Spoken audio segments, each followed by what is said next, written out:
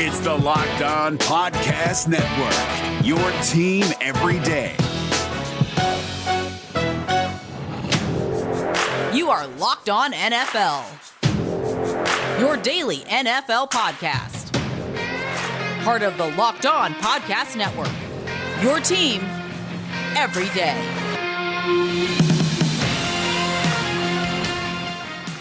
What's going on, everybody? Welcome to another episode of the Locked On NFL podcast. It's Tuesday, and that means you got me, Luke Braun. You can find me on Twitter at Luke Braun NFL, and Ross, my good buddy, my good pal, unfortunately a Saints fan, Ross Jackson at Ross Jackson NOLA on Twitter. Unfortunately for him, as we are about to discuss, because today is a day we want to go over some quarterback battles and how those battles moved in the preseason. There were a lot of preseason debuts for some rookies going up against veterans. You have Fields versus Dalton. You have Trevor Lawrence versus Gardner Minshew. And you also have some veteran battles like Taysom Hill versus Jameis Winston in New Orleans. You got Teddy Bridgewater versus Drew Lock. We're going to talk about all of that stuff. We also got the Tuesday Fantasy Forum. We're going to kind of talk about this from a fantasy angle as well. But I just want to dive right in. I want to talk about it. I want to talk about Justin Fields. He was my second favorite quarterback in this draft after Trevor Lawrence. He went to my dearly hated Bears. Oh, yeah, right within the division for you, too. Just shattering my heart as my Vikings were too cheap for it. And it seemed like he had a pretty good game. People were really excited about his game. Yeah, I mean, he had a really nice one. I mean, you saw all the things that you would expect to see from him. He was able to create with his legs, extend plays. He turned defenders into conflict defenders in the flats who had to either make the decision to go after him to try to keep him from picking up yardage. And then it opened up opportunities for him to pick up a first down with a quick dump off to, a receiver. He, of course, had the rushing touchdown, also threw a touchdown on a throwback, which we saw some very successful throwbacks this weekend. For whatever reason, that scheme just seemed to work wide for zone. These young quarterbacks. Yeah, exactly. A bunch of wide zone coaches getting some like YOLO schoolyard kids out there. Right, who are like not afraid of it at all. So yeah, I thought that he rose to the occasion. I don't like seeing quarterbacks throw across their body. Okay, Ross. That's fair. It's fair. I completely understand. I got that memory. I can't say that I blame you.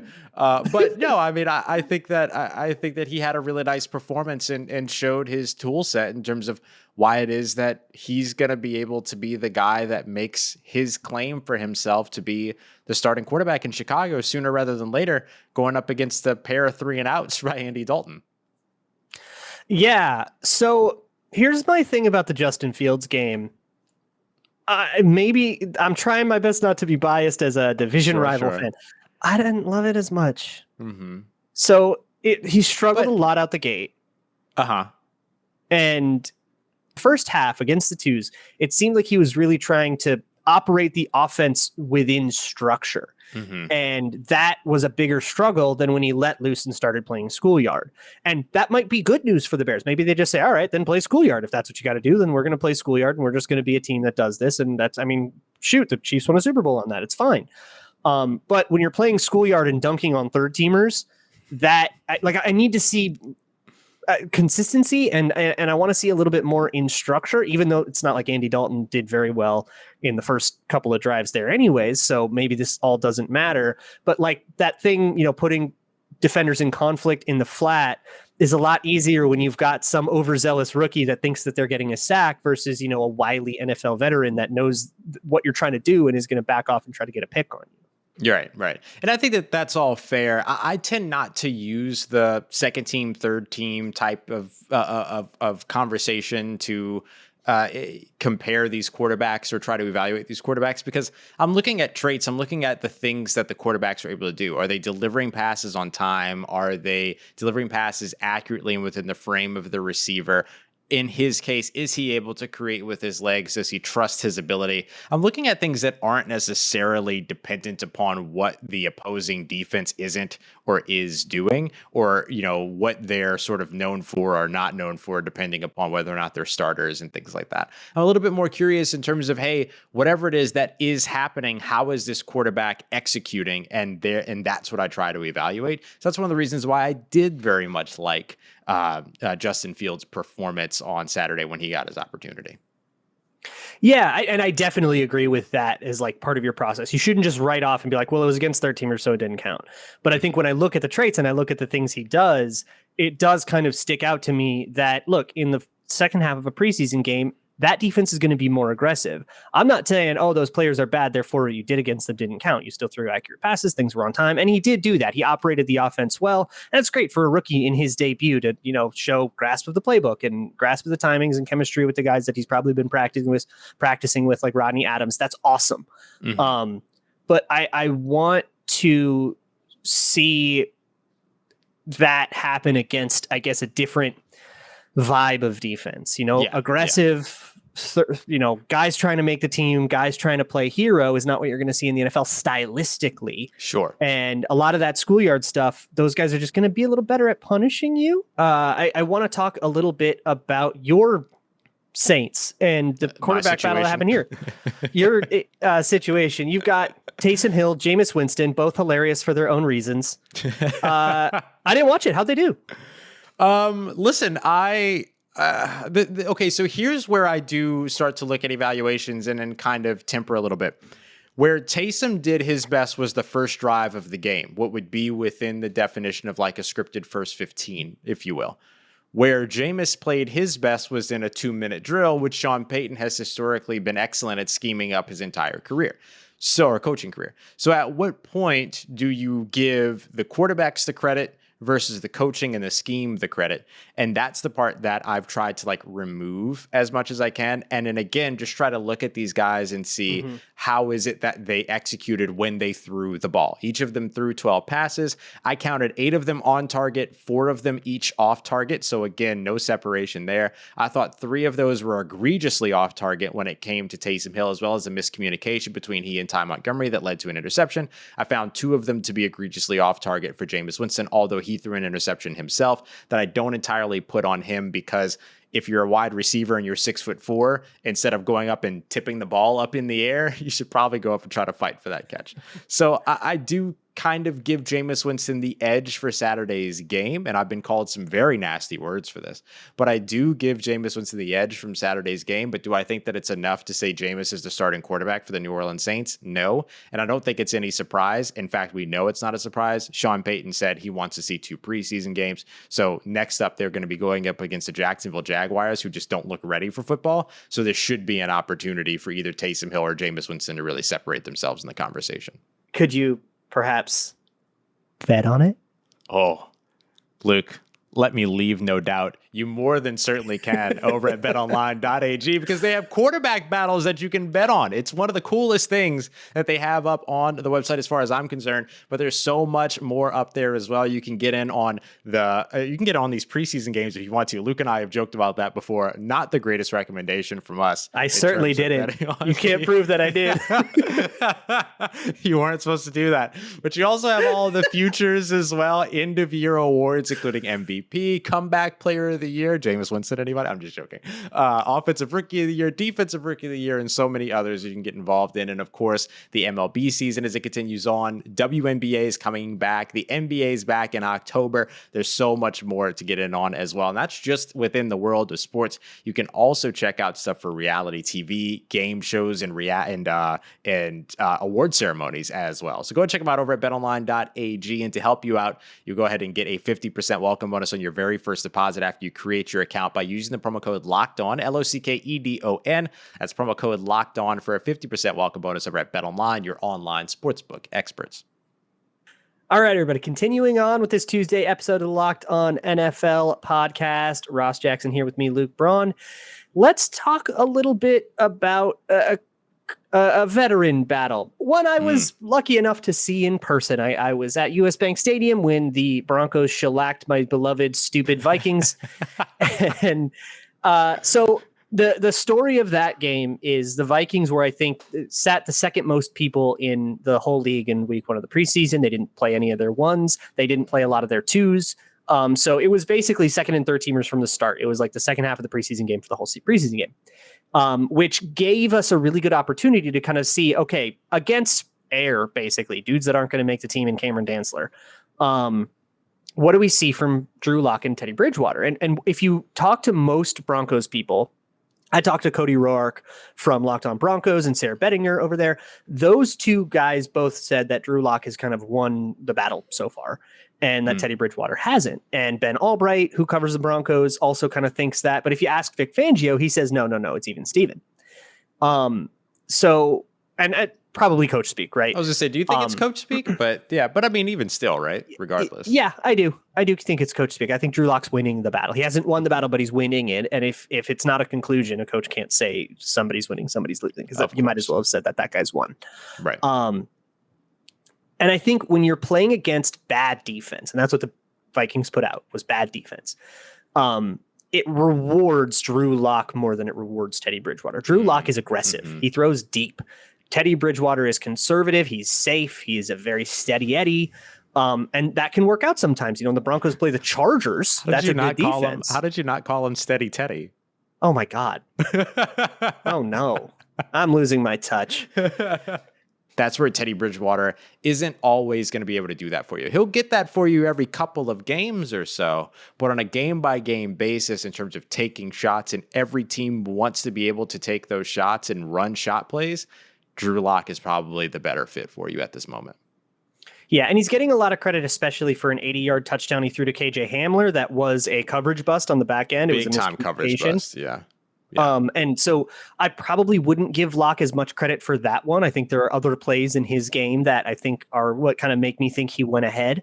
But I think that's the one that's kind of leading the story, and I don't know if that's entirely appropriate for a big touchdown on a coverage bust, like a big Justin Fields touchdown on a busted coverage, dude's wide open in the end zone. Every quarterback can hit that one, Right. At the same time, you want your quarterback to hit that throw because he's got to find it. As we've seen, not every quarterback always makes that throw, right? Like, who could you possibly be talking about? I'm just looking at a couple. Who could you possibly be? Looking at a couple. One of them happened to do it in the Super Bowl and ended up losing that game. So I think that, there are some of these things too, to where like you still give a positive evaluation because yes, they could still finish that play. Even though it was a coverage bust, you still have to be able to get the ball to that receiver.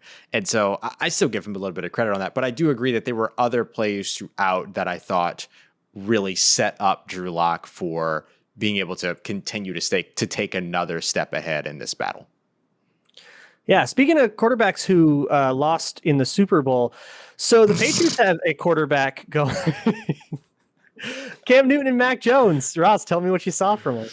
Oh, all right. So Cam Newton and Mac Jones, the thing that was really interesting about this one is that you didn't get a ton of Cam Newton in this, but the thing that happened in this one is that you're so used to what Cam Newton can give you, Cam Newton of the past can give you, right? This dynamic player. Not the same guy, yeah. And it's just simply not the same person. So it's a little bit, you kind of have to try to forget all of that when you're trying to evaluate him. What Mac Jones did, he went out there and had a nice day, 13 of 18, 87 yards, if I remember correctly, had a 20-plus yard touchdown pass that he put right in the bucket for a receiver that he dropped. So just a note here, as long as we're sort of acknowledging the second and third team talent that these players are playing against, a lot of them are also playing with that same second and third team talent. And that was a really good example of it. It's where Mac Jones put a fantastic ball out for a receiver who got a step on a DB and just wasn't able to reel it in. And so I do think that Mac Jones had the better day. And I'm not going to be the first person to say this. There have actually been several people who have mentioned this specifically about this battle and comparing it to the Justin Fields and Andy Dalton battle. The difference here, though, is do you go as quickly to a guy that doesn't give you dynamics in Mac Jones the way that you go to or are tempted to go to a guy that gives you massive amounts of dynamics like a Justin Fields or a Trey Lance? Do you wait a little bit longer on Mac Jones because the only thing that he gives you is pocket passing and precision? So you wait on him a little bit longer than you wait on some of these other guys that can create and give you a higher floor, quote unquote, with their ability to be able to scramble, extend plays, and pick up yards on the ground. Cam Newton, what you wanted to see from Cam was that he gave you that floor. And I think he does give you that floor, not only with his scrambling, but just by being a reliable quarterback. And I don't know if the Patriots really got that out of him in 2020. Yeah, no, I think that's absolutely right. I think right now I would wait on Mac Jones a little bit longer, roll with Cam Newton if he can continue to run this offense in a conservative manner and then sort of give you the addition by subtraction in that you're not taking a lot of risk in this offense, especially when you have so many pieces coming back to the defense for the Patriots, and you have some dynamic weapons on the offensive side, particularly at positions where the short passing game can benefit. Hunter Henry, Jonnu Smith, these guys that you're able to throw to out of the backfield.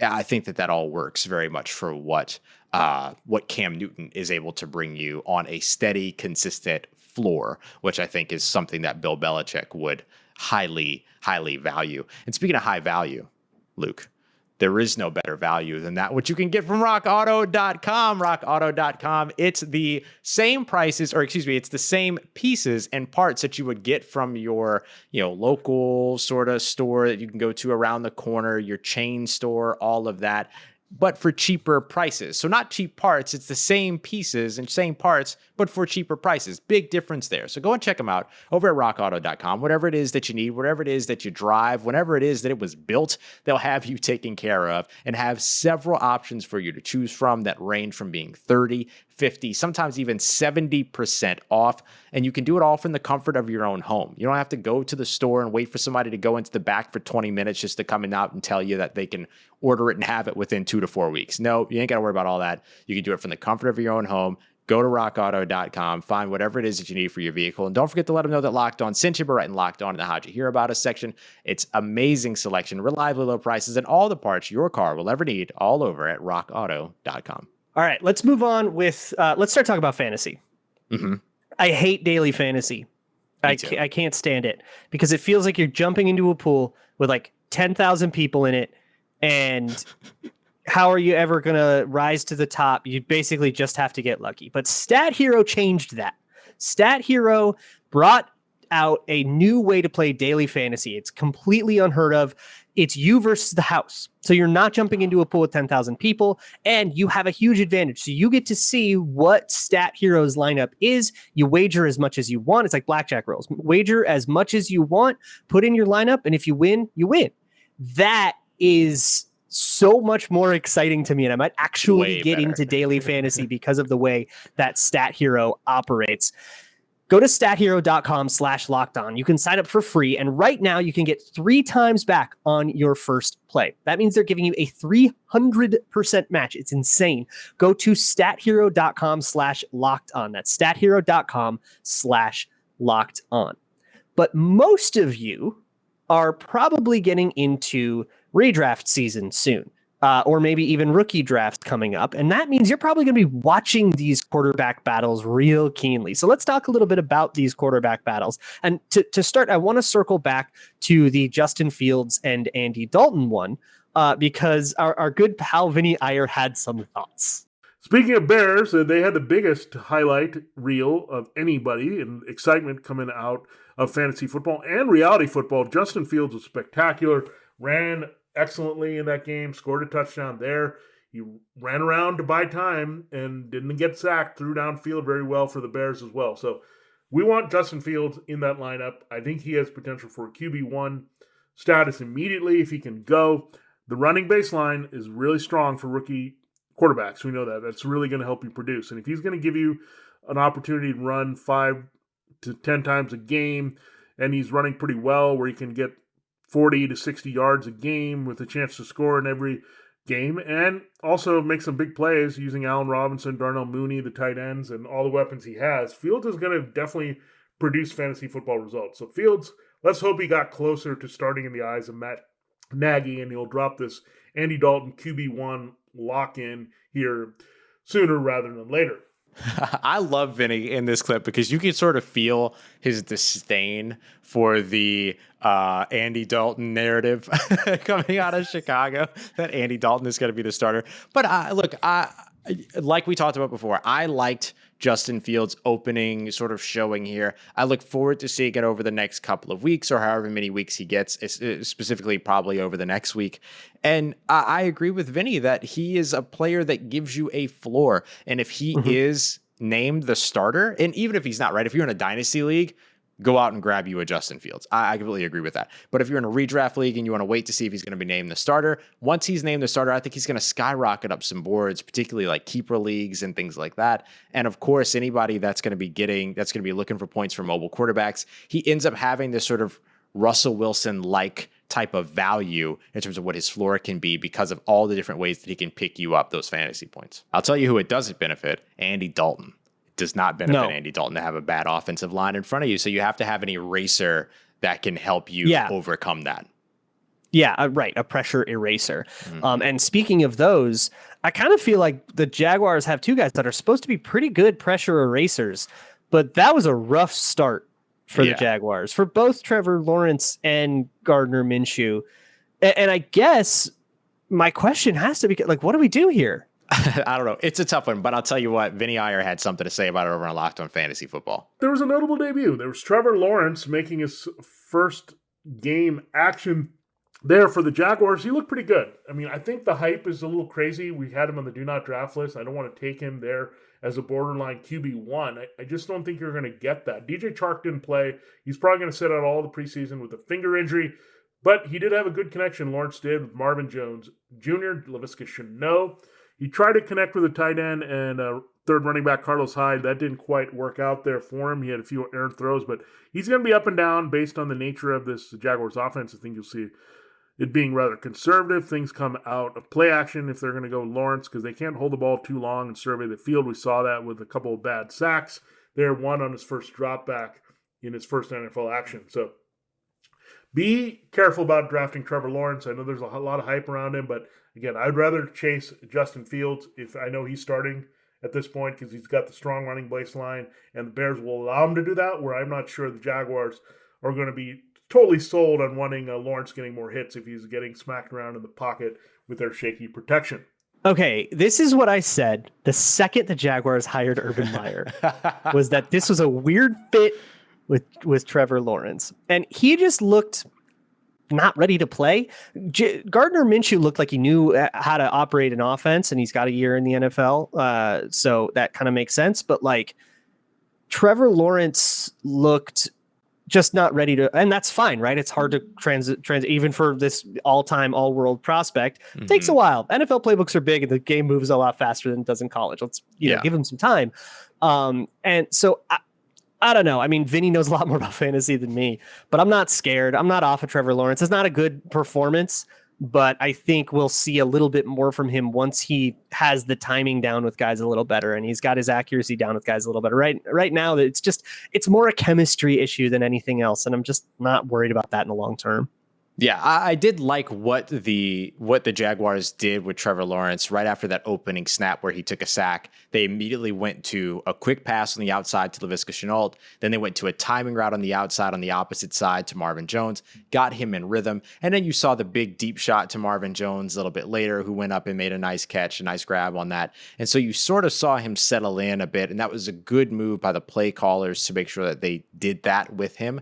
But I do think that where I do agree with Vinny is that if that offensive line is going to struggle in Jacksonville, as we expect that it might, then his floor as a dynamic quarterback that can get you rushing yards does decrease because they're not going to want him to take those risks and take those chances if he's already taking hits out the backfield, a la Joe Burrow last year, who was hit like 30 plus times by the time that he had unfortunately gotten injured. And I'm not trying to predict an injury for Trevor Lawrence. I'm just talking about the amount of times that he's going to be under pressure and the amount of times that he might get hit. That might end up dropping the amount of times that he's willing to get outside the pocket or run with the design runs like we saw him in college. Yes, he was mobile in college and he made some beautiful plays dashing down the sideline like a golden flowing gazelle. We certainly saw all of that in his bright orange uniform, right? But I don't know that we're going to see that in Jacksonville or that they're going to be in a hurry to make that a part of his game this quickly. Yeah, I definitely hear that. And I would probably, if given the chance, would draft Justin Fields over Lawrence or anybody who I thought was going to run around. I would probably take Trey Lance, over Lawrence and all that. And that's probably different than the way that I felt maybe a month or two ago. But we're not worried about him not winning this job because Gardner Minshew knew the offense and it was still bad. There is not a way for me to look at what Gardner Minshew did in the second quarter of that game and say, okay, here's how it gets fixed. It's hard to see that path forward. With Lawrence, I see that path forward of, once he's more comfortable with the playbook and his receivers and stuff, this is all going to work out fine. And he'll be under a bunch of pressure and it's going to be, the Jaguars aren't exactly going to be world beaters. But I can at least see that being a real offense. And with Gardner Minshew, I just don't see that. And I feel like if I were a Jaguars coach, I'd be looking at it the same way. Yeah. Once I saw Gardner Minshew miss that 3-yard pass in the flat, I was like, okay, we're done. We're done here.